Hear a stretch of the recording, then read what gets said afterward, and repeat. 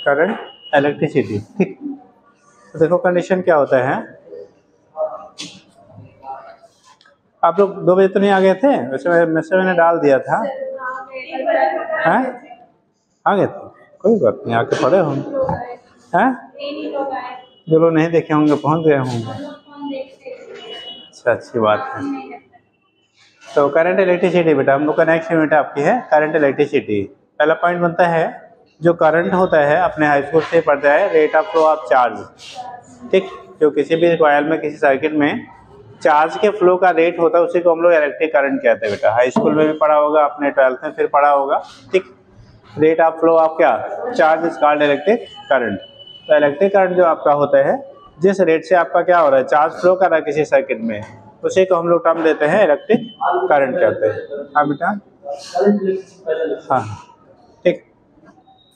तो उस केस में उसी को हम लोग कह लेंगे बेटा इलेक्ट्रिक चार्ज। अगर suppose that delta T time में टोटल चार्ज जो फ्लो हो रहा है सर्किट से वो कितना है आपका डेल्टा क्यू है, तो करंट जो आपका होगा आई की जो वैल्यू होती है delta Q upon delta T. लेकिन ये बेटा फार्मूला हम लोग तब अप्लाई कर पाते हैं जब ये कांस्टेंट रेट से आपका करंट चार्ज क्या कर रहा है फ्लो कर रहा है।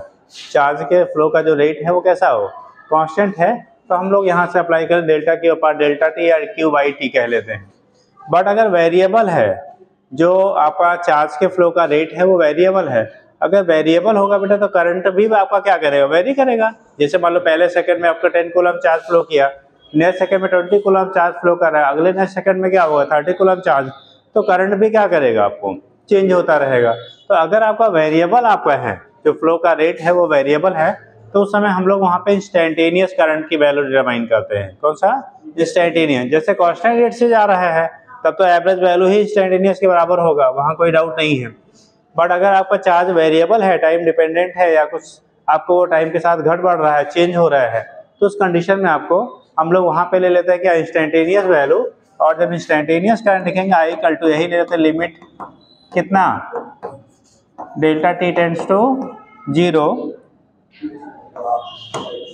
Delta T tends to 0 delta Q upon delta T. और जब यहाँ पे आप लिमिट लेंगे तो यही हो जाता है हमारा क्या डी क्यू अपॉन कितना डी टी। तो डिफरेंशियल टर्म में हम लोग फाइंड कर लेते हैं बेटा।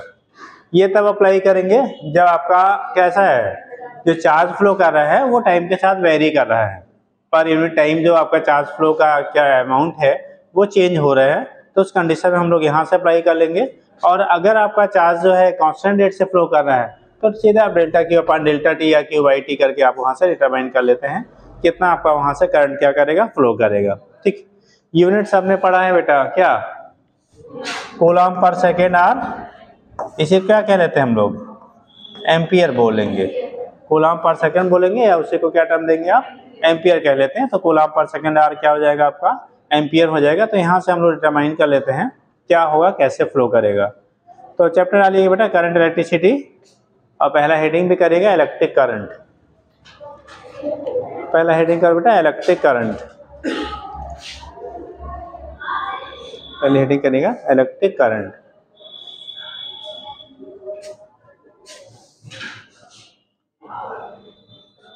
देखिए यार it is defined as the amount of charge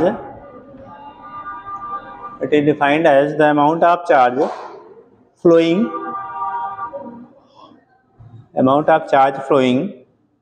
across any section of wire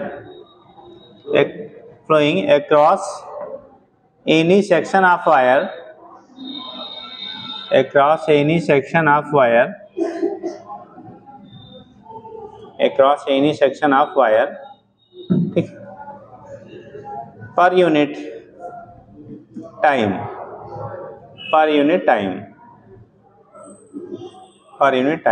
नीचे लिखिएगा if charge delta Q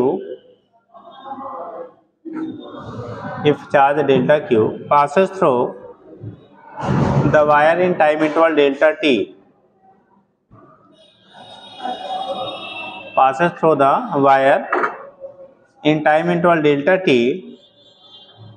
at uniform rate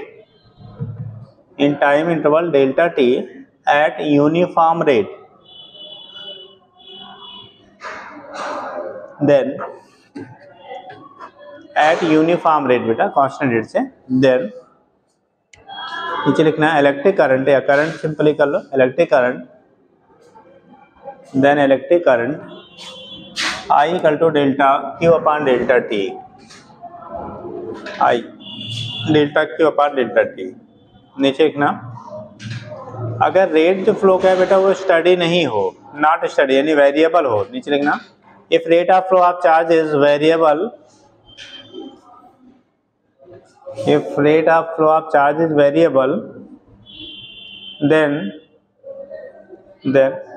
if rate of flow of charge is variable, then instantaneous current,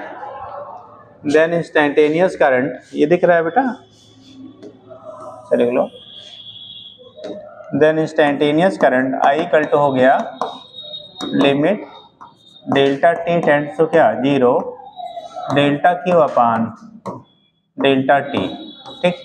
अब इसी को कह लेंगे or I equal to D Q upon कितना D T हो जाएगा, D Q upon D T हो जाएगा।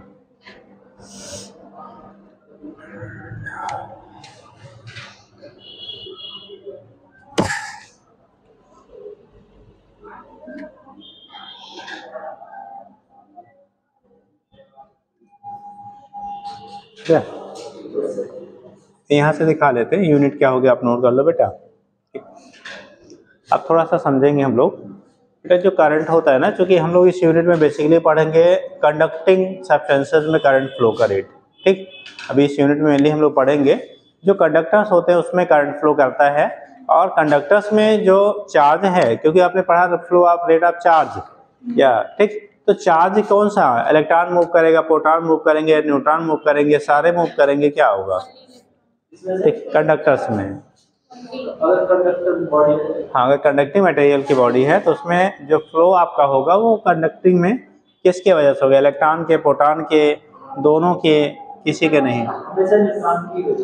याद रखें बेटा, कंडक्टर में केवल मोशन के लिए जो क्या कैपेबल होता है वो इलेक्ट्रॉन फ्री, जो फ्री इलेक्ट्रॉन्स होते हैं वो होते हैं।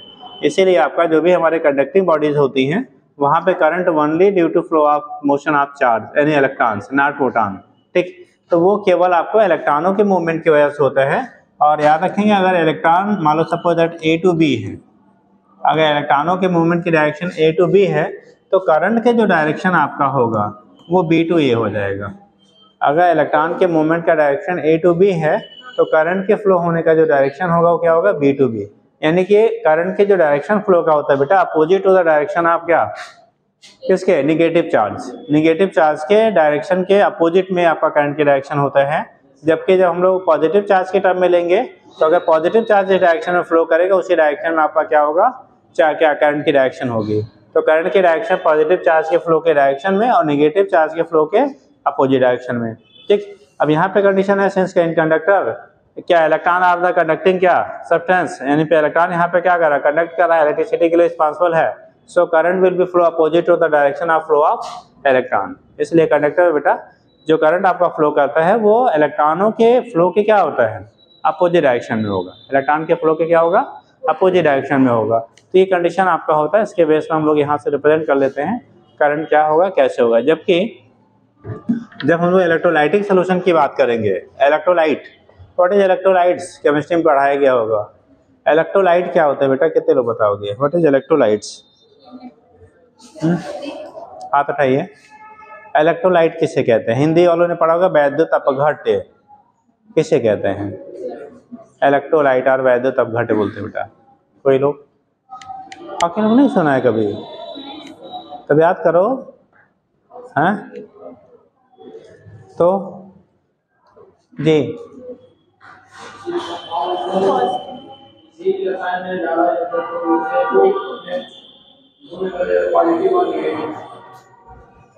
आप सर जो सॉल्यूशन में डालें उसमें ब्रेक डाउन हो जाए, जैसे पॉजिटिव नेगेटिव में होना जरूरी है, और नॉन इलेक्ट्रोलाइट ब्रेक नहीं होंगे जैसे यूरिया हो गया। बेटे हम लोग बोलते हैं दो surfaces which are dissociated into ions यानी positive and negative ions when dissolve in a polar solvent. जब हम लोग किसी पोलर सॉल्वेंट में आप डिसॉल्व को लाइक वाटर, ठीक, तो उस कंडीशन में इसलिए एक्वा सोल्यूशन ही हम लोग बनाते हैं अपने यहाँ, सबसे सस्ता वही मिलता है, ठीक। तो जब पोलर सॉल्वेंट में आप डिजॉल्व करते हो तो उस कंडीशन में क्या करेगा, वो पॉजिटिव और नेगेटिव आयनों में डिसोशिएट हो जाता है, उसी को हम लोग कह लेते हैं क्या, इलेक्ट्रोलाइट कहते हैं। वो भी आपको केमिस्ट्री में आयनिक एक्विलिब्रियम वगैरह पढ़ाया गया होगा या पढ़ाया जाएगा। अब वहाँ पे कंडीशन क्या होती है, जो डिग्री ऑफ डिसोसिएशन होता है उसके बेस पे आपने वीक इलेक्ट्रोलाइट और स्ट्रॉन्ग इलेक्ट्रोलाइट बताया गया होगा, ठीक। अगर कंप्लीटली डिसोसिएट हो रहा है तो आप कहते हो स्ट्रॉन्ग इलेक्ट्रोलाइट, पार्शियली डिसोसिएट हो रहा है तो कहते हैं हम वीक इलेक्ट्रोलाइट, ठीक। फिलहाल हमें यहाँ इलेक्ट्रोलाइट का मतलब, इलेक्ट्रोलाइट मतलब ऐसे सब्सटेंसेस जो डिसोसिएट हो जाए आयन, मान लो XY कोई इलेक्ट्रोलाइट है, इसमें एक्वा सोल्यूशन हमने डिजॉल्व किया X पॉजिटिव Y नेगेटिव में, तो ये कंडीशन आपका हो गया पॉजिटिव और नेगेटिव। अब बात आता है कि अगर हमारा कोई बेटा, जैसे आपने कहा मेटल में इलेक्ट्रिसिटी के लिए रिस्पॉन्सिबल हो गया फ्री इलेक्ट्रॉन्स, वहाँ प्रोटॉन का कोई रोल नहीं है। लेकिन जब इलेक्ट्रोलाइटिक सोल्यूशन की हम लोग बात करते हैं, ठीक, किसकी बात करेंगे, इलेक्ट्रोलाइटिक सोल्यूशन की बात करते हैं, तो यहाँ पे जो कंडक्शन के लिए रिस्पॉन्सिबल आपका होता है वो positive and negative both ions होते हैं। क्या होते हैं, बोथ आयंस। रीजन क्या है, क्योंकि यहाँ पे क्या सोल्यूशन में पॉजिटिव और नेगेटिव दोनों आयन फ्री है मोशन के लिए, दोनों कैसे हैं, फ्री है मोशन के लिए। जबकि कंडक्टर में ओनली इलेक्ट्रॉन फ्री होता है मोशन के लिए, प्रोटॉन आपका नहीं होता, क्योंकि वो न्यूक्लियाई मिलाई जाता है न्यूक्लियस के अंदर, और न्यूक्लियस स्टेबल होता है, केवल रेडियोएक्टिव सब्सटेंसेस को छोड़ दीजिए, बाकी के न्यूक्लियाई कैसे होते हैं, स्टेबल होते हैं, तो वो आपका वहां से प्रोटॉन को फ्री नहीं करेंगे मोशन के लिए, इसीलिए केवल यहाँ पे इलेक्ट्रॉन पार्टिसिपेट करता है, जबकि वहाँ पे positive and negative ions both. तो बोला जाता है इन कंडक्टर्स, ठीक, इलेक्ट्रिसिटी यानी कॉजिंग फैक्टर ऑफ इलेक्ट्रिसिटी, तो हम लोग क्या बोलेंगे, motion of electrons, free electrons. जबकि हम लोग जब बोलेंगे इलेक्ट्रोलाइटिक सॉल्यूशंस में, ठीक है, कंडक्टर क्या है, कौन सा क्या इलेक्ट्रिसिटी के लिए रिस्पॉन्सिबल होता है, तो उस कंडीशन में आपको positive and negative both ions. अब कंडीशन क्या होगा, जब हम लोग पोटेंशियल डिफरेंस अप्लाई करेंगे या फील्ड अप्लाई करेंगे, तो पॉजिटिव आयन का मोशन की डायरेक्शन फील्ड की डायरेक्शन में होगा, और नेगेटिव आयन के मोशन की डायरेक्शन फील्ड के अपोजिट डायरेक्शन में होगा, ठीक।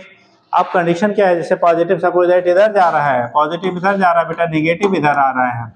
हम लोगों ने पढ़ा कि पॉजिटिव आयन के डायरेक्शन में हमारा करंट होता है और नेगेटिव आयन के अपोजिट होता है, तो दोनों कंडीशन में करंट क्या मिलेगा, सेम डायरेक्शन मिल जाएगा भाई, पॉजिटिव के चलने के डायरेक्शन में और नेगेटिव के अपोजिट।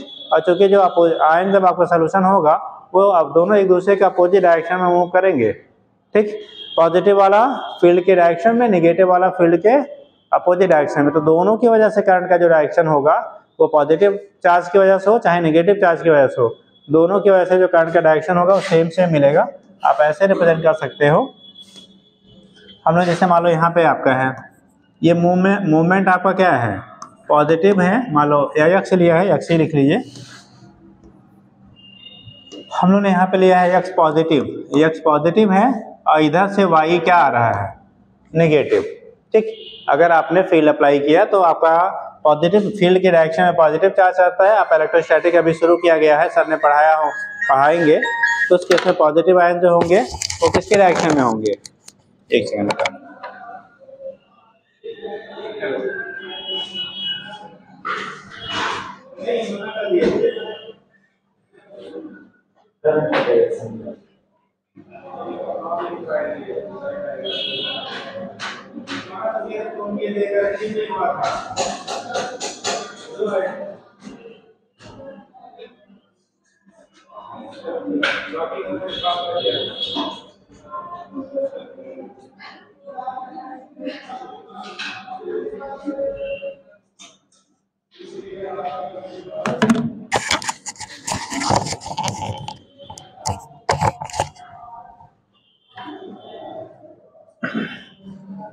तो ये हो गया बेटा एक्स पॉजिटिव और वाई निगेटिव।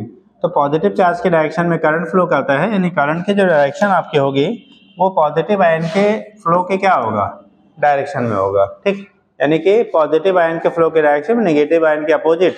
अब ये दोनों जो कि एक दूसरे के अपोजिट चल रहे हैं, तो निगेटिव इधर आ रहा है तो इसकी वजह से भी करंट इधर, यानी कि अगर हम इसको दो पार्ट में ले लें, आई पॉजिटिव प्लस कितना, इसी डायरेक्शन में आई निगेटिव वाला भी होगा, यानी कि निगेटिव आयन की वजह से करंट का जो डायरेक्शन है वही आपके पॉजिटिव आयन की वजह से भी करंट का डायरेक्शन मिलेगा, ठीक। जबकि जब कंडक्टर में बोलेंगे तो इलेक्ट्रॉनों के मोशन के क्या मिलेगा, अपोजिट डायरेक्शन में आपका करंट के डायरेक्शन मिलता है। तो ऐसे पॉइंट करके नोट कर लो बेटा, ठीक ना। In metallic conductor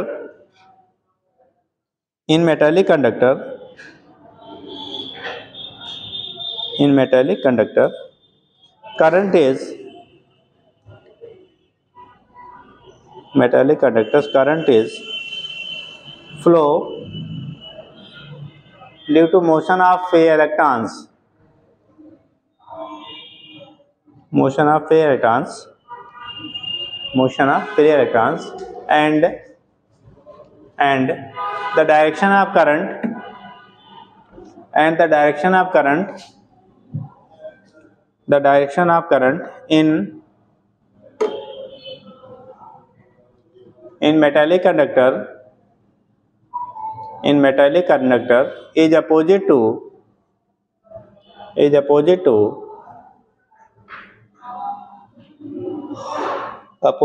motion of electrons, motion of electrons, हो गया, मोशन ऑफ इलेक्ट्रॉन्स।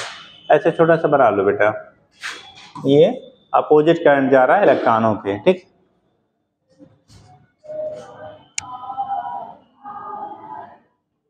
इलेक्ट्रॉन और करंट दोनों दिखा देना direction.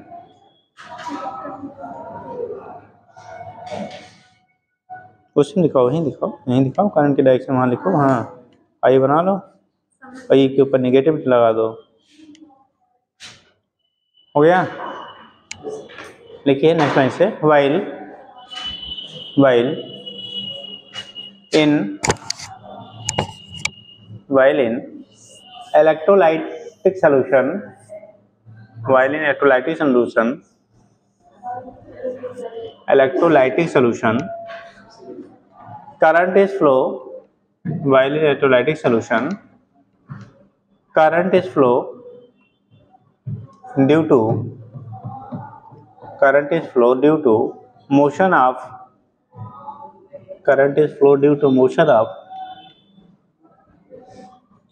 both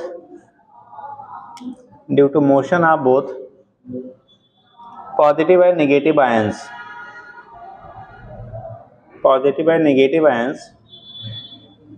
and the total current, positive and negative ions, and the total current will be equal to sum of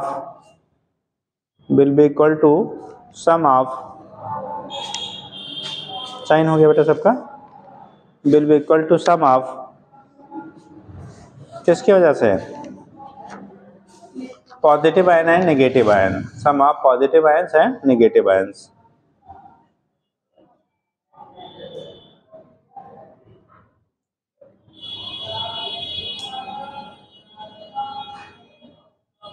हो गया, sum of positive ions and negative ions, ऐसे बना लो बेटा। यानी कि आई की टोटल वैल्यू जो होगी ये आई पॉजिटिव प्लस क्या, आई नेगेटिव के बराबर होगा। यानी कि जब हम लोग इलेक्ट्रोलाइटिक कंडक्शन की बात करेंगे तो टोटल करंट पॉजिटिव आयन की वजह से और नेगेटिव आयन की वजह से जो करंट उसमें फ्लो करेगा उनके सम के बेटा बराबर होता है। तो ये दोनों में हमारा बेसिक डिफरेंस हो जाता है जब हम लोग बात करेंगे यहाँ पे। आगे हम लोग को पढ़ाया जाएगा बेटा, आप पढ़े होंगे Kirchhoff's law, Kirchhoff first law second law भी आगे हम लोग पढ़ेंगे, फिलहाल जान लो इसे। किरचॉफ फर्स्ट लॉ कितने लोगों को याद है, बड़ा बेसिक लॉ था आपको और बार बार यूज होता है। Kirchhoff first law sir recall किया करो यार तुम लोग एकदम। एक साथ आने वाला जितना करंट है जाने वाला करंट सेक्शन रहेगा और क्लोज सर्किट का जो लाइन। हाँ जी, इन्होंने सही बताया, फर्स्ट लाइन इन्होंने बोला। आप क्या, हाँ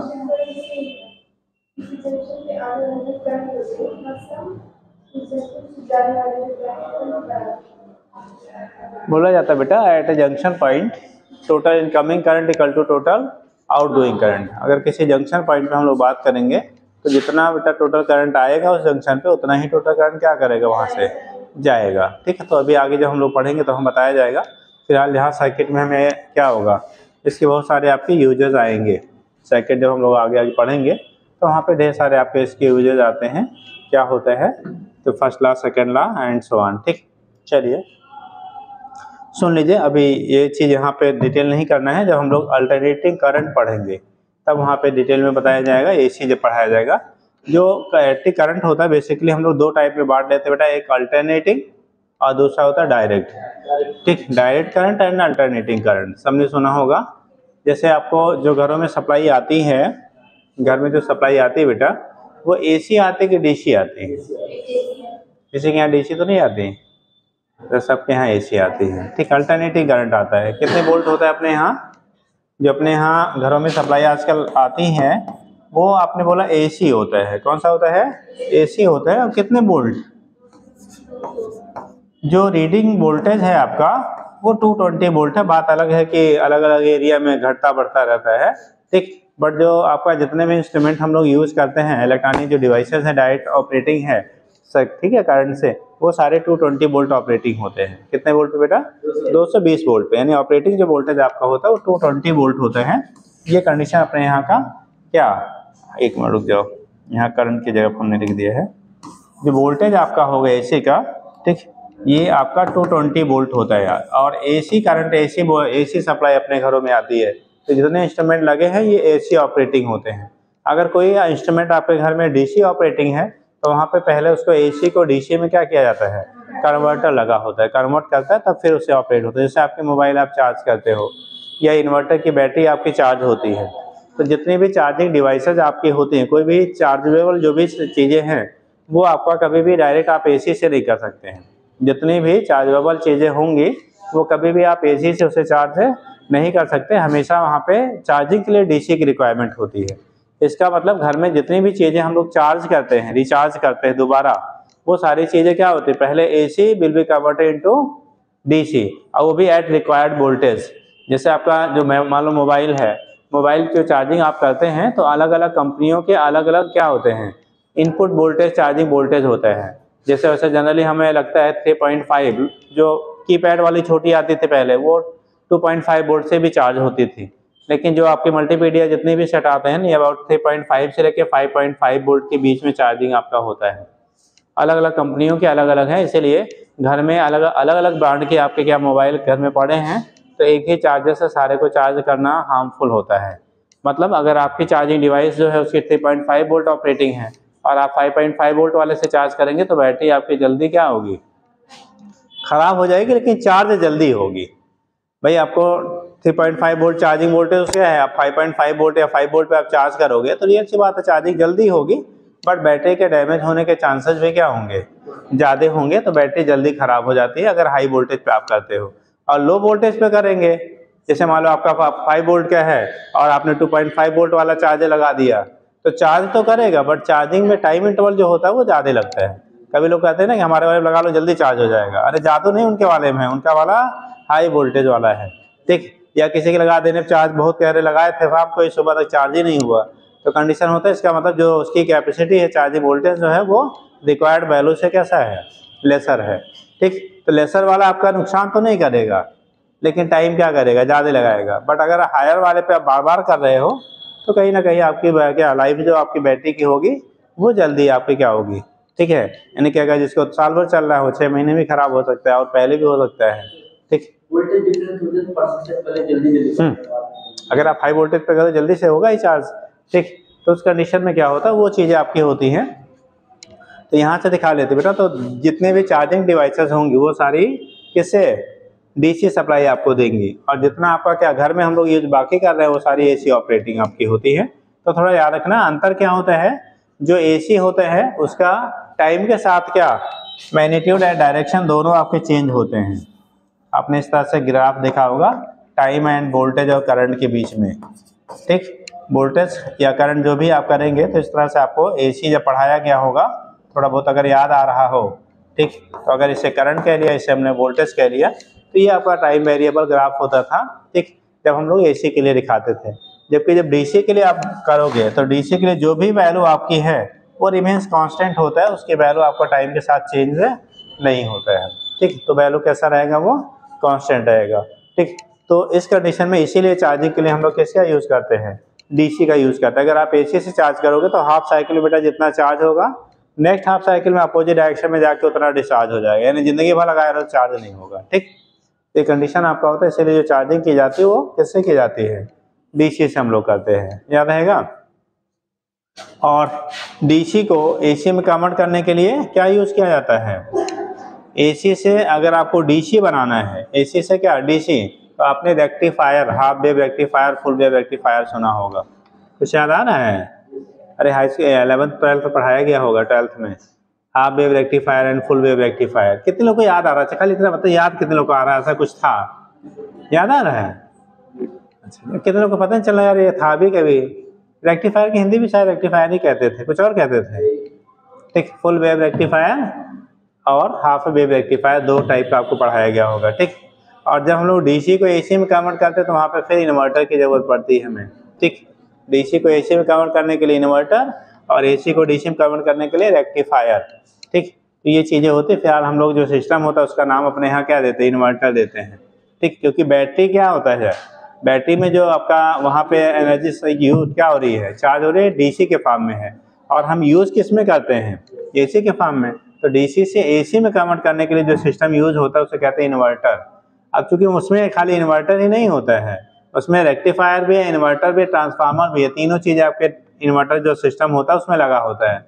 लेकिन नाम आप किसी एक के नाम पे दे दिया गया तो वो इन्वर्टर बना दिया गया। ठीक, ध्यान रखेंगे उसमें तीनों चीज़ें होती है, क्योंकि आता तो एसी है, कन्वर्ट करता है उसको लो, पहले 220 वोल्ट को जो चार्जिंग वोल्टेज, मान लो आपका 12 वोल्ट की बैटरी है, हमेशा चार्ज करने के लिए जो वोल्टेज आपकी है, चार्जिंग वोल्टेज जितना वोल्ट है वो सिस्टम, उससे अबव वोल्टेज पे हम लोग चार्ज करते हैं। ठीक, तो अबव वोल्टेज पे चार्ज करेंगे तो जितना ज़्यादा हाई वोल्टेज पे आप चार्ज करोगे उतना वो जल्दी चार्ज होगा, लेकिन खराब, वही कंडीशन, खराब होने के चांसेस बढ़ जाएंगे। जैसे आपने अभी तो सिस्टम खत्म होगा, घरों में इन्वर्टर लग गया, पहले हम लोग छोटे छोटे थे तो टेलीविजन, टीवी चलाने के लिए बैटरी क्या होती थी, चार्जिंग मशीन जिनके यहाँ मतलब जो बिजनेस पॉइंट ऑफ व्यू से लगाए होते थे, तो चार्जिंग उनके यहाँ जाके करा के वो आता था, क्योंकि लाइट परमानेंट नहीं रहता था, कभी है कभी नहीं। और आपने अगर पता नहीं पैदा हुए थे कि नहीं हुए थे, आपने रामायण देखा, ओरिजिनल रामायण महाभारत? पहले वाला नहीं देखे होंगे, देखे थे? अरे हम लोग छोटे छोटे, तुम लोग कैसे देख लिया? आपने बाद में देखा होगा। ठीक, जब हम लोग पहली बार देखे थे तो शायद सेकंड थर्ड में पढ़ रहे थे, ऐसे कुछ रहा होगा, फर्स्ट सेकंड थर्ड, अभी इतना याद भी नहीं।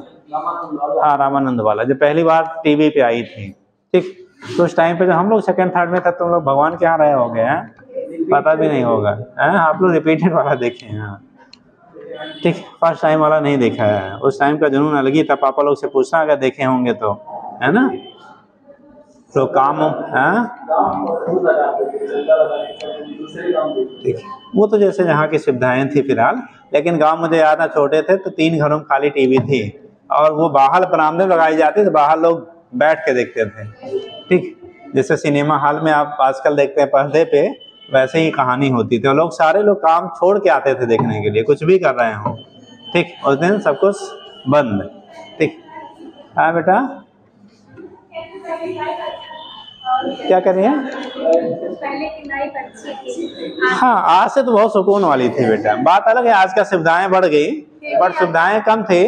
मुझे याद है कि एक टाइम पे लाइट नहीं आई थी और इन्वर्टर चार्ज नहीं हो गया, ट्रैक्टर स्टार्ट करके, और वो जब तक 4 हफ्ते तक ट्रैक्टर से उसको चला के फिर देखा गया था, क्योंकि ट्रैक्टर की बैटरी भी डिस्चार्ज हो गई थी। यह कहानी होती थी। ठीक, और वो भी क्लियर पकड़ता नहीं था। एक एंटीना 30 फीट लंबा ऊंचा लगाया जाता पोल पे, ठीक, छत के ऊपर से लगाया जाता था, वो भी हिला डुला के जब आता था तो पहले सेट करते थे। पापा लोग से पूछना, स्टोरी उन लोगों को पता होगी अगर यूज किया होगा, तो पहले सेट करते थे उस पर, हाँ भैया पकड़ा, नहीं पकड़ा, एक चिल्लाता था ऊपर से, एक नीचे से, पकड़ा, वो कहा नहीं, हाँ, तो फिर घुमाता था। बड़ी सिस्टम होती थी, वो दिन अलग थे बेटा। ठीक, मतलब अब तुम लोग कम देखे, हम लोगों ने मतलब साइंस का जो चेंजेस हुई है ना, वो सबसे ज़्यादा हम लोग के एज वाले देखे हैं। मतलब जिन लोगों ने 80 से और 200 के बीच में, 2000 के बीच में जन्म लिया है ना, उन्हें सबसे ज़्यादा वेरिएशन देखा है। ठीक, चलो ठीक। तो हम लोग के टाइम पे लेटर लिखे जाते थे, हाँ, फिर क्या हुआ, बहुत सारी चीज़ें चेंज हुई है ना, पहले बहुत सारी चीज़ होती थी। तब बताओ, हाँ हाँ हाँ, 2-4 साल बाद बिगड़ता ही जाएगा बेटा। ठीक, चलो लिखो, फिलहाल छोड़ो वो चीज़ें तो, है ना, बट पुरानी। हाँ, पापा लोग से पूछना, वो रायगा दादी होंगी तो और ज़्यादा बताएंगी। लिखो बेटा, अगला लिखिए point, current electricity, current density. Current density एक क्वेश्चन पहले पूछा जाता था, अभी तो करंट को हम लोग टेंसर क्वांटिटी में पढ़ते हैं। आपका करंट किससे पढ़ते हैं हम लोग? Tensor quantity. पहले स्टार्टिंग में जो करंट होता था हम लोग उसको स्केलर क्वांटिटी पढ़ते थे। किससे पढ़ते थे? स्केलर। जब तक टेंसर के बारे में नहीं कोई इन्फॉर्मेशन था तब तक हम लोग इलेक्ट्रिक करंट को किसमें? स्केलर में पढ़ते थे। और उससे पहले भी हाई स्कूल लेवल पे वेक्टर में पढ़ा दिया जाता था। ठीक, हमारे ज़माने में ये करंट को हाई स्कूल में वेक्टर में पढ़ाया गया था। इंटर में जो है फिर वो क्या? ठीक, स्केलर में कन्वर्ट हुआ। इंटर में क्या हुआ? फिर वो स्केलर में आया। ठीक, एक ये कंडीशन आपका होता है।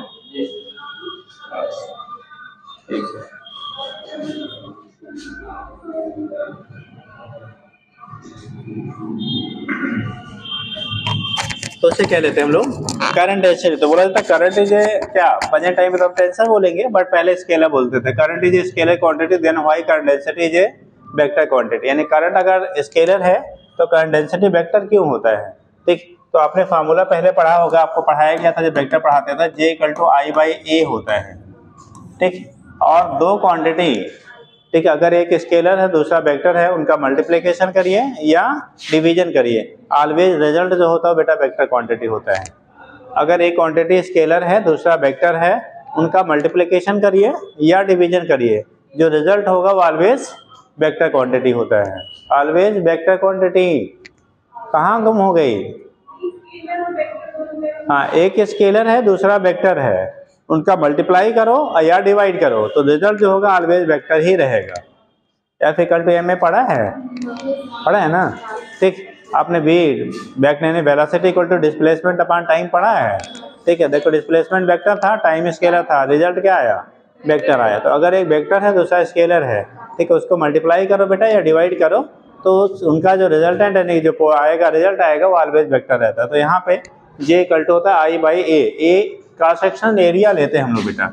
जैसे मान लो ये है वायर, अब इसमें से करंट आपका फ्लो कर रहा है। फ्लो होने वाली करंट अगर आपका I है, एरिया ऑफ क्रॉस सेक्शन आपका कितना है? A है। तो J की वैल्यू I/A के क्या हो जाएगा? इक्वल हो जाता है। तो इसी को हम लोग यहाँ दिखा देते हैं करंट डेंसिटी। तो लिखिएगा, एक लाइन लिख लो बेटा।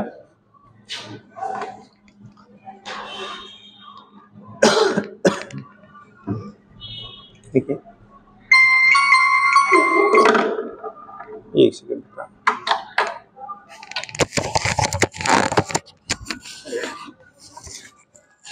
अच्छा, रिंग लिए थे कुछ लोग कहते हैं तो ये थे। अच्छा, दवा लिया था ना? चलिए, ठीक है। अच्छा,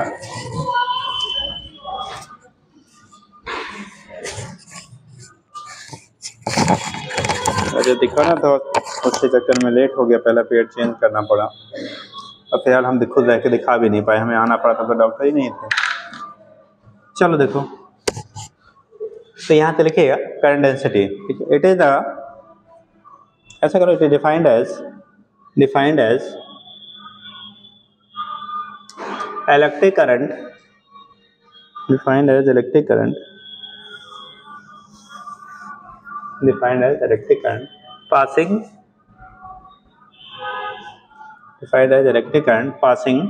per unit, electric current passing per unit area, per unit cross sectional area कर लो बेटा, per unit cross sectional CROSS cross sectional SECTIONAL cross sectional area of wire, per unit cross sectional area of wire. ठीक, ये condition आपका होता है। नीचे लिखे that is J = I/A। J = I/A। J = I/A। Unit अगर लिखेंगे बेटा तो यूनिट आ जाएगा एम्पियर पर मीटर स्क्वायर। और अगर हम लोग लिखेंगे क्या, डायमेंशन लिखते हो तो डायमेंशन क्या होगा? देखो L² के L के पावर -2 A या AL के पावर -2 लिख लीजिए। ठीक, AL के पावर -2। ठीक, ये डायमेंशन हो गया AL के पावर -2 और यूनिट हो गया एम्पियर पर मीटर स्क्वायर। ठीक, एम्पियर पर मीटर स्क्वायर। ठीक, और एक सूचना बेटा आप लोग के कितने लोग का वोटिंग में है, वोटर लिस्ट में कितने लोग का नाम आ चुके हैं? अच्छा, जिनका भी नहीं आया है मैं आपको SIR फॉर्म वगैरह भरा रहा है। आप अपने गार्जियन को, क्योंकि अभी बहुत लोग लाइटली ले रहे हैं उस चीज़ों को, ठीक, बहुत सारे लोगों ने नहीं अभी भरा है, ठीक। तो उस कंडीशन में जिनके भी आप चूँकि आप पढ़े हो सकता है गार्जियन ना उतना जानते हों, ठीक, तो उसको आप सभी लोग अपने गार्जियन से बोल के जो भी आपका वो हो वहाँ पे BLO वगैरह उनको भर के उसको फॉर्म फिल करके सबमिट करवा दीजिए। अन्यथा ये है कि बहुत सारी चीज़ें आपके लिए वो फ्यूचर के लिए फिर प्रॉब्लम होगी, फिर बनवाने के लिए आपको अधिकारियों के दौड़ने पड़ेंगे। अभी जो आपके घर पे है, हाँ ऐसा ही है। हाँ बेटा, हाँ पेपर दिए हैं, तो उस पेपर को क्या करिए आप, आपका रहा होगा पीछे ना वोटिंग में होगा तो आपको मिला होगा एक पेज, उसको फिल करके आप उसको सबमिट कर दीजिए BLO को। ऑनलाइन भी आपका हो सकता है, अपने से भी कर सकते हैं, मतलब आपका रिकॉर्ड अपडेट हो जाना चाहिए, ठीक है। अदरवाइज जो अभी फ्री में हो रहा है उसी को बाद में आपको ऑफिसों में दौड़ के फिर करवाने पड़ेंगे, ठीक। हाँ, जैसे आधार कार्ड की कहानी थी, पहले घर घर आके बनाया है, अब क्या आपको पता, यहाँ से लखनऊ तो मैं खुद बेटी का 2 बार जाना पड़ा तब जाके फाइनली वो बन पाया, ठीक। नहीं पैसा लगता नहीं बेटा, 2 चीजें होती है ना कि जैसे उस टाइम पे चीजें इजी में हो जाती हैं, बाद में जब वही चीज करानी होती तो आपको बड़ी मुश्किलें झेलनी पड़ती हैं। कभी सर्वर नहीं काम कर रहा है, कभी कुछ नहीं है, कभी कोई चीज़ नहीं अपडेट हुआ, तो बहुत टेढ़ी हो जाती हैं। तो इसलिए अभी इजी में हो रहा है, आपके घर पे आके BLO आपको फॉर्म दे रहा है, फॉर्म ले जा रहा है, सब कुछ कर रहे हैं, ठीक। तो उस कंडीशन में, हाँ बेटा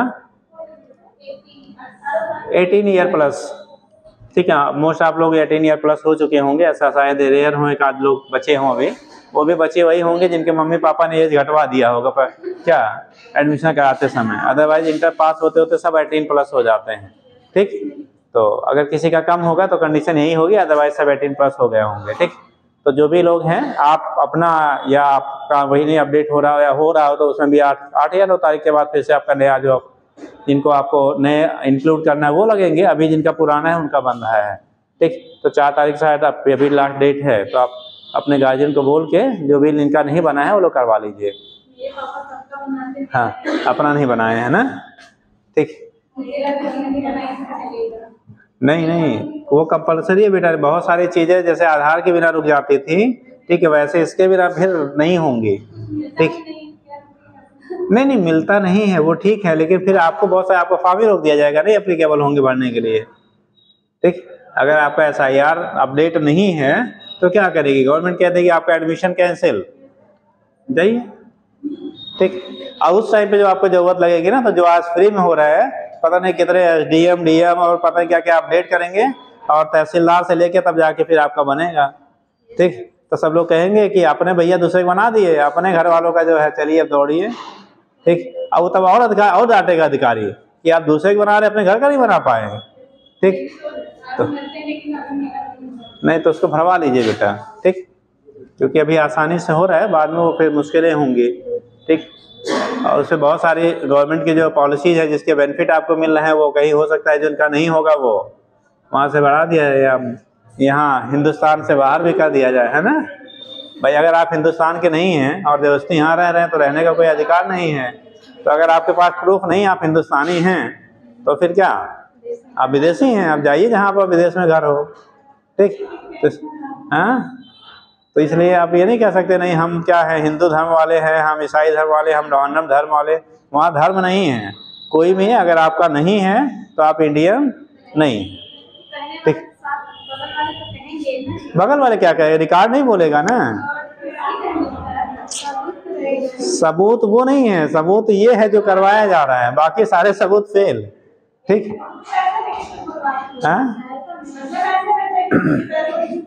वो जो पड़ोसियों का सबूत होता है वो सबूत सब फेल हैं जब तक आपके पास रिकॉर्ड नहीं है, बिना रिकॉर्ड के आप, ठीक, सब कुछ बेकार है। जैसे आप पढ़ रहे हो अभी, अगर आप 12th में आपने पास किया, आपके पास सर्टिफिकेट है, 12th आप पास हुए, आपके पास सर्टिफिकेट है, तब आप एप्लीकेबल है अगले क्लास के लिए या अगले एंट्रेंस एग्जाम के लिए। अगर नहीं हो और सारे गांव वाले बोले कि हमारी बिटिया पढ़ी, हमारे पड़ोसी पढ़ी है, तो होगा क्या, होगा क्या, नहीं होगा ना। तो कंडीशन वो होता है तो उस समय नहीं हो सकता है।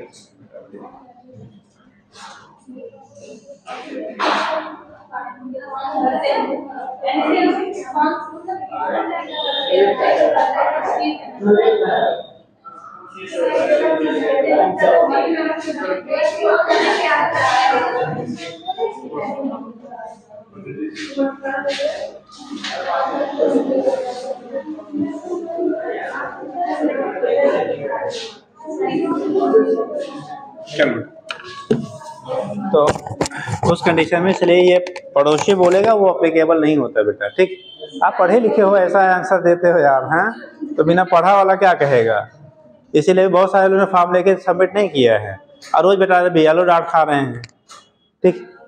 जो भी BLO का काम कर रहे हैं, वो टीचर हो चाहे जो भी हैं, वो बेचारे डांट खा रहे हैं, ठीक। तो सुनना उनको पड़ता है। आपने अपडेट नहीं किया, यहाँ नहीं जानता है, फॉर्म लेके हमारे हिंदुस्तानी छुपा लेते हैं, कहते हैं कि वो गायब हो गया है, ठीक। आधे कन्फ्यूजन है कि ऐसा ना हमारा घर ही लिखा लिया जाए, हाँ, ठीक। चलिए नेक्स्ट लिखिए बेटा। तो आप लोग पढ़े, आप लोग का ये दायित्व है कि आप समाज के लिए भी कुछ अपने दायित्व को निभाएं, ठीक। देखिए ड्रिफ्ट वेलोसिटी, एडिकल ड्रिफ्ट वेलोसिटी,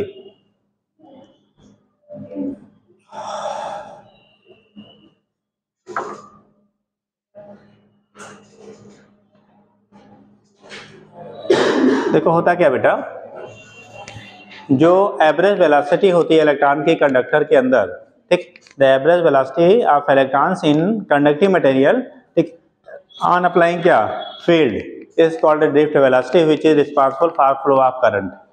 जो करंट के फ्लो करने के लिए क्या होता है, रिस्पांसिबल। वैसे ही कंडक्टर में हमेशा इलेक्ट्रॉन क्या करता रहता है, मूव करता रहता है।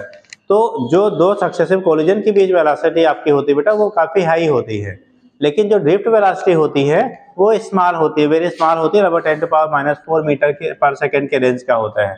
जबकि जो थर्मल वेलोसिटी होती है दो इलेक्ट्रॉनों के कॉन्स्टिट्यूटिव कोलिजन के बीच का, वो 10⁻⁵ मीटर पर सेकेंड के रेंज का होता है, ठीक। तो उस केस में जो है थर्मल वेलोसिटी के रिस्पेक्ट में ड्रिफ्ट वेलोसिटी की वैल्यू वेरी स्मॉल होती है, और ये रिस्पांसिबल होता है करंट के फ्लो करने के लिए, ठीक। तो नीचे लिखिएगा द एवरेज वेलोसिटी, देखना the average velocity acquired, ACQUIRED, acquired by free electrons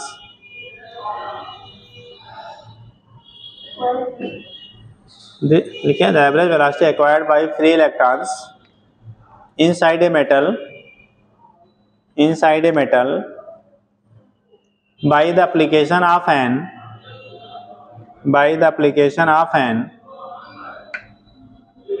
electric field, by the application of an electric field which is responsible for current passing through it,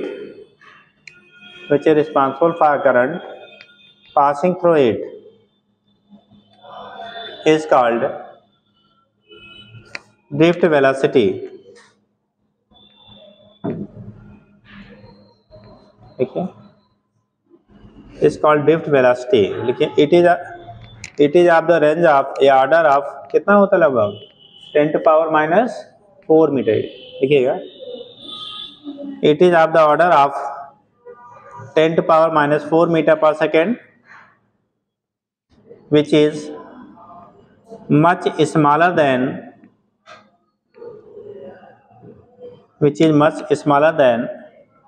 thermal speed, of electron by 10⁵ metre. वहाँ पे -4 है, जो हम लोगों ने बात किया बेटा वो कितना है 10⁻⁴ मीटर पर सेकेंड, ये ड्रिफ्ट वेलोसिटी है, ड्रिफ्ट वेलोसिटी की वैल्यू। जबकि जो थर्मल वेलोसिटी आपका होता है ये 10⁻+5, कितना +5 मीटर पर सेकेंड है, ये 10⁵ मीटर पर सेकेंड है। और जबकि ड्रिफ्ट वेलोसिटी 10⁻⁻4 क्या है मीटर पर सेकेंड है। तो वहीं लिख लेना, मैं कहूँ 10⁻⁵ मीटर पर सेकेंड, ठीक, एट रूम टेम्परेचर। अब आपने पढ़ा होगा बेटा जो हमारा करंट होता है, ठीक, जो करंट और ड्रिफ्ट वेलोसिटी में रिलेशन, बोर्ड में आपको इसके लिए डेरिवेशन कराया जाता है। फिलहाल यहाँ पे डेरिवेशन नहीं है अपने यहाँ, ठीक, जरूरत नहीं है। तो वहाँ पे जब हम लोग पढ़ते थे तो वहाँ पे आपको डेरिवेशन कराया जाता था ड्रिफ्ट वेलोसिटी और करंट और करंट डेंसिटी जो इलेक्ट्रॉन डेंसिटी जो आपकी होती है किसमें, कंडक्टर की। आपने फार्मूला कितने लोग को याद है, आई और वी डी में रिलेशन, ड्रिफ्ट वेलोसिटी और करंट में रिलेशन। जी साहब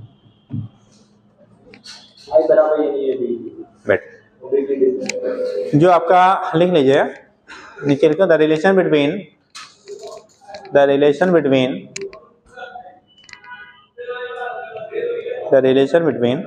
electric current and drift velocity, the relation between electric current and drift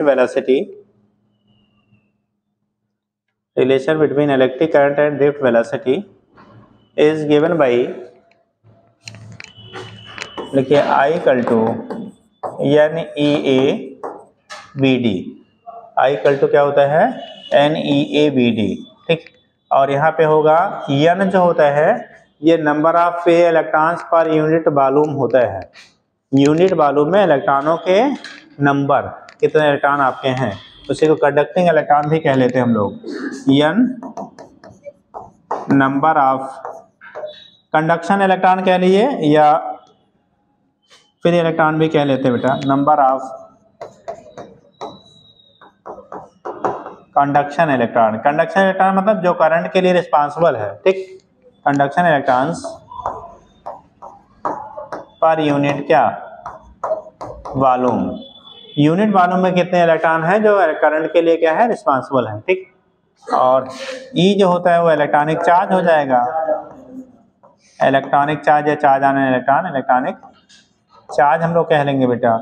ए क्या होगा, cross sectional area, cross sectional area या इसी को एरिया ऑफ क्रॉस सेक्शन कह लेते हैं, ठीक। VD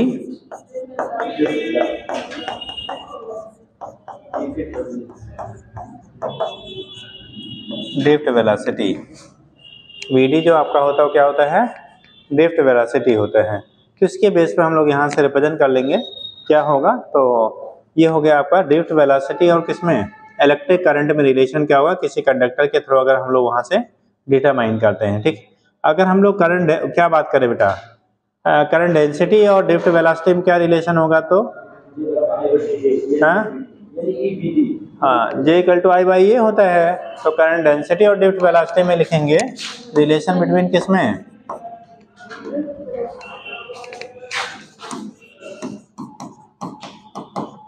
relation between current density and drift velocity, drift velocity. Since हम लोग लिखते हैं बेटा जे इक्वल टू क्या, आई बाई ए, तो आई की वैल्यू है NEAVD अपान, ये भी डी छोटा सा बनाया जाता है, डी पर ड्रिफ्ट को इंडिकेट करता है, अपान ए क्या कर जाएगा, कैंसिल आउट, NEVD के बराबर हो जाएगा। तो जो करंट डेंसिटी और ड्रिफ्ट वेलोसिटी रिलेशन होता है जे इक्वल टू NEVD के बराबर हो गया, ठीक। तो यहाँ से हम लोग बेटा डिटरमाइन कर लेते हैं।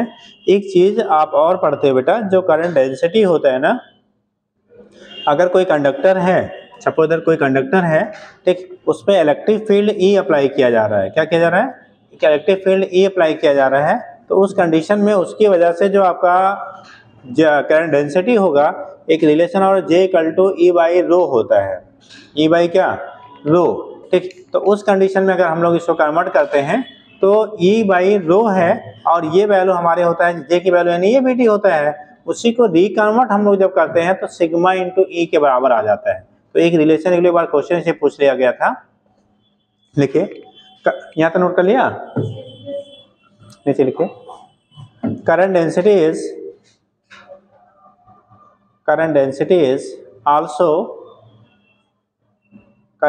is also related, also given by relation। देखो ऐसे, अगर हम लोग मान लो एक कंडक्टर है बेटा, सपोज दैट कि कंडक्टर आपका है, ठीक, इसमें जो इलेक्ट्रॉन है ना, ये इलेक्ट्रॉन नेगेटिवली चार्ज का मतलब इलेक्ट्रॉन हो गया।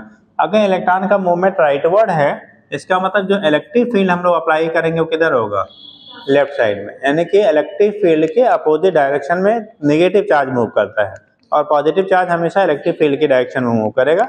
अभी सर स्टार्ट किया इलेक्ट्रोस्टैटिक्स, तो वहाँ पे आपको पढ़ाएंगे, ठीक। तो उस कंडीशन में क्या होगा, यहाँ पे चार्ज निगेटिव वाला राइटवर्ड जा रहा है, ठीक। अगर यहाँ पे चार्ज डेंसिटी जो भी आपने लिया है, मान लो नंबर ऑफ इलेक्ट्रॉन्स फ्री जो है कंडक्शन के लिए वो n है, इलेक्ट्रिक फील्ड E अप्लाई किया गया और जो रेजिस्टिविटी है रो है R equal to rho L by, ये आप पढ़ेंगे स्पेसिफिक रेजिस्टेंस या रेजिस्टिविटी हम लोग कह लेते हैं। तो अगर स्पेसिफिक रेजिस्टेंस या रेजिस्टिविटी की वैल्यू बेटा आपका रो है और J के लिए फार्मूला ऊपर पढ़ा है NEVD के बराबर होता है, तो जो करंट डेंसिटी होता है एक रिलेशन E बाई रो के टर्म में हम लोग पढ़ते हैं, यानी कि रो आपका जो हो गया वो हमारा हो गया क्या, रेजिस्टिविटी या स्पेसिफिक रेजिस्टेंस कह लेंगे। तो अगर इलेक्ट्रिक फील्ड E अप्लाई किया जा रहा है तो J की वैल्यू आपने अभी पढ़ा NEVD के बराबर है और करंट डेंसिटी जो होता है E बाई रो के बराबर होता है। और आपने पढ़ा होगा रेजिस्टिविटी रेसिप्रोकल टू कंडक्टिविटी, जैसे जो रेजिस्टिविटी होती है वो कंडक्टिविटी के रेसिप्रोकल होता है, जिस मटेरियल की रेजिस्टिविटी ज़्यादा होगी, ठीक, उसकी कंडक्टिविटी कम होगी, जिसकी रेजिस्टिविटी कम होगी उससे कंडक्टिविटी ज़्यादा होगी। तो यानी कि इसी को हम लोग अगर सिग्मा के टर्म में लिखेंगे तो सिग्मा इंटू ए। ये बेटा पहले हम लोग फार्मूला बोर्ड वगैरह में ही इतना पढ़ते थे, ठीक। ये अपडेटेड फार्मूला आपका है फील्ड के टर्म में। अगर जो कंडक्टर है उसके अक्रॉस आपने जो फील्ड अप्लाई किया है वो कैपिटल ई है, इलेक्ट्रिक फील्ड इंटेंसिटी ई है, और उस केस में आपकी रेजिस्टिविटी की वैल्यू रो है और कंडक्टिविटी सिग्मा है। तो J इक्वल टू NEVD अगर ड्रिफ्ट वेलोसिटी के टर्म में, और यही वैल्यू E बाई रो और यही इक्वल टू सिग्मा इंटू क्या होता है, E होता है। यहाँ पे लिख लेना वेयर E इलेक्ट्रिक फील्ड है, इसमें कोई डाउट है नहीं। Electric field applied across conductor, field applied across conductor, ठीक। रो क्या कहलाएगा बेटा, रो क्या कहलाएगा, रेजिस्टिविटी, डेंसिटी नहीं यहाँ है, रेजिस्टिविटी कहलाता है। सिग्मा कंडक्टिविटी क्या कहलाएगा, कंडक्टिविटी। सिग्मा को हम लोग कंडक्टिविटी कहेंगे, रो को रेजिस्टिविटी कहेंगे, और ये electric field applied across the conductor होता है। तो करंट डेंसिटी का एक रिलेशन आपका इसके बेस पे भी बनता है, और याद रखेंगे, ठीक। क्वेश्चंस आपको पुटअप किया गया है, क्या होता है कैसे होता है, ठीक। हो जाएगा इतना, तो ये चीज आपकी होती है।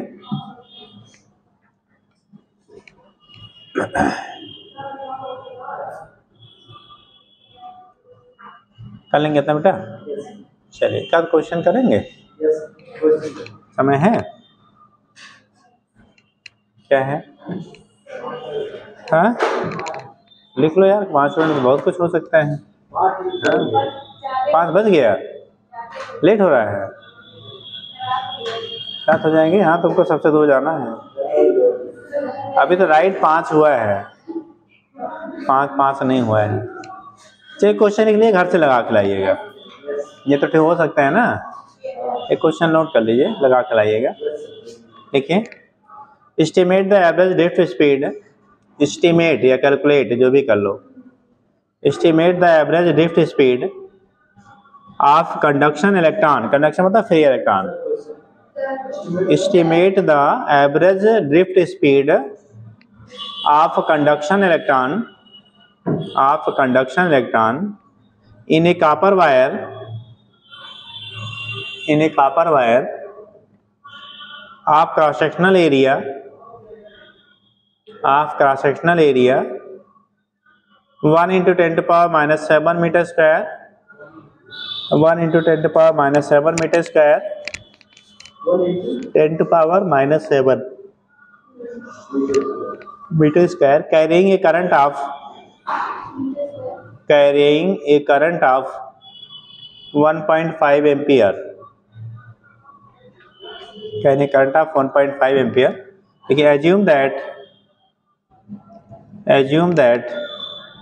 each copper atom,